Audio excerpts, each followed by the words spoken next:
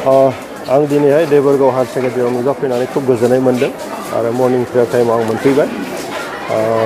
गुनो उत्सवनि ओंथिखौथ' जों बयबो मिथिगौआनो जे फारफ्रोमबो बिथिंजों जोंनि शिक्षानि जे मानदण्ड बेखौ जौगाहोनो थाखाय मोनसे इभालुएसन मोनसे प्रसेस बेवहाय इनफ्रास्ट्राक्चारनि सायाव नायनाय जायो, सोलोंथाइनि सायाव नायनाय जायो आरो फोरोंगिरिफोरनि अभाब अभिजोगफोरनि सायाव नायनाय जायो।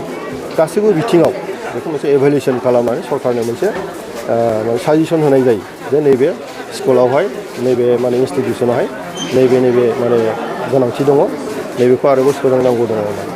गतिके देवरगाव हायार सेकेन्डारिया मोनसे बिराद माने मा होनो बेखौ फुराना गोबावनि मोनसे इन्स्टिटिउसन होननानै जों बयबो मिथिगौ आरो मोनसे नामजादा मोनसे समाव खुब मोजां नामबो खामायदोंमोन आं मिथिगौ आरो जों मिथिगौ जे मोनसे समाव परेन्द्रनाथ ब्रह्म सासे प्रिन्सिपाल दंमोन, बिथाङा बै समावहाय गोबां मिथिजादोंमोन बे फरायसालिखौ मोजाङै सामलायनायनि थाखाय आरो बेनि जे नाम जाबोनाय बे दाबो दं होननानै आं सानो, इयुनावबो थागोन। माखासे फैनानै बेवहाय मोनफा मोननै आं जेंनाखौ नुदों। मिड डे मिल जानो थाखाय न'नि बेवहाय अभाब दङ, गथ'फोरखौ जयै जाहोनांगौ मोनसे परिबेसनि थाखाय आरो सोलोंथाइ गोग्गो सोलोंथाइ होनो थाखाय हयथ' फोरोंगिरिनि माखासे अभाब दङ आरो साइन्स टिम बेवहाय गैया होननानै आं मिथिदों। गतिके बे गासै बाथ्रानि सायाव आंबो दिनै नायबिजिरगोन आरो नांगौ रोखोमै सरकारनो माबोरै जोङो बेनि इभेलुएसनखौ माने थारैनो इभेलुएसनखौ हरनानै जों बेवहाय गोनांथिखौ जों लाबोनो हायो, बेनि बागै जों सावरायनाय जागोन। खोब गोजोननाय मोन्दों आरो आं सानो बे गुनो उत्सवआ मोजाङै जालांगोन आरो क'क्राझार जिल्लायाव जिहेतु जागासिनो दङ बे मोजाङै जालांगोन। खायसे फरायसालिफोराव जोंनि जेंनाया बे गोबावनि जेंना आरो बेखौ गोदान सोमजिबाय थायो, खारन फोरोंगिरिया रिटायार्ड जालांबाय थायो, गोदान थिसननांगौ जायो।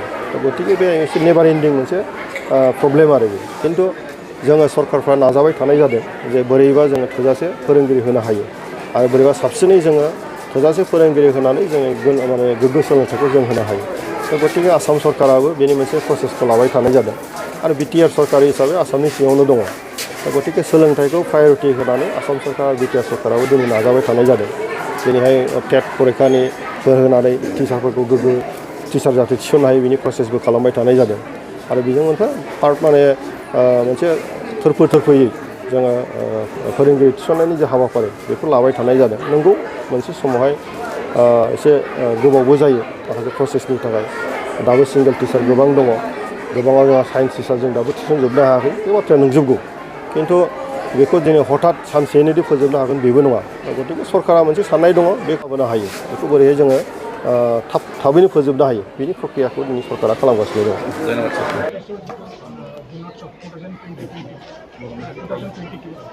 গতিকে সেইটো কাৰণে আমাৰ ফুল প্ৰিপাৰেশ্যন হৈ আছে। যোৱাকালি আমাৰ যিমান স্কুল আছিলে 1611 গোটেই স্কুলতে আমাৰ চেল্ফ ইভেলুৱেশ্যন হৈছিলে।